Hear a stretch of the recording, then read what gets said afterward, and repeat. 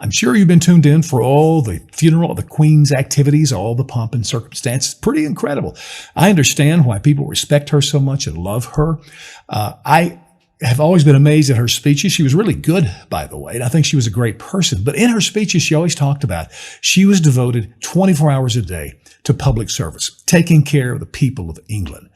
King Charles has followed in her footsteps and has echoed the same sentiment and quoted her and said, "I too will continue to be a public servant and take care of the people of England." I find this kind of humorous because I don't see where the royal family gives a lot of money to the people, but I do see the people giving tons of money to the government to uphold and to enrich this royal family and all that it represents, all the castles, all the wealth. Speaking of castles, the Windsor Castle, did you see that where the Queen is buried? 1,000 rooms, the largest castle in the world.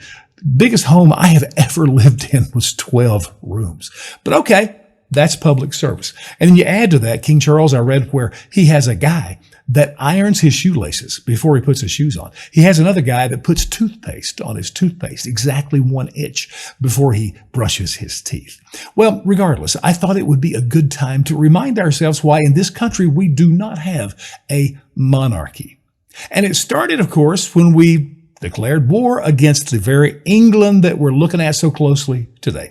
The king then was King George, and we started a revolution, we won, and then wrote the Constitution. Now, in the Federalist Papers, number 69, Alexander Hamilton kind of laid out the reasons or the differences between, as he called it, an executive, meaning the president, and a king or a monarchy, queen or czar or anybody else.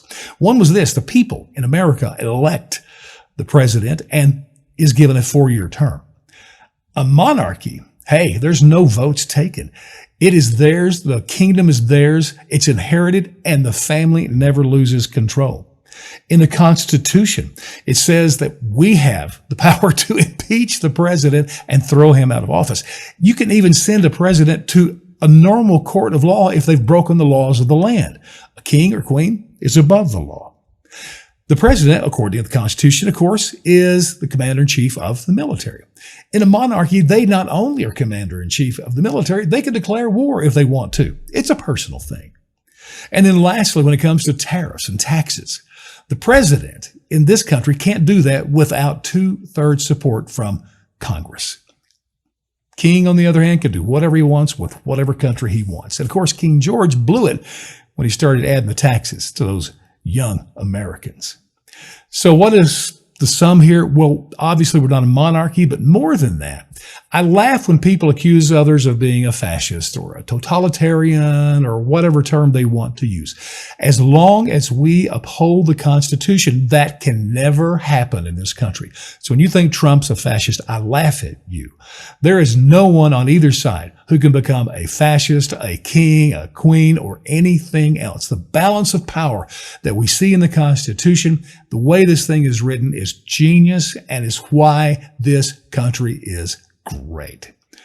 God save the Queen and the King.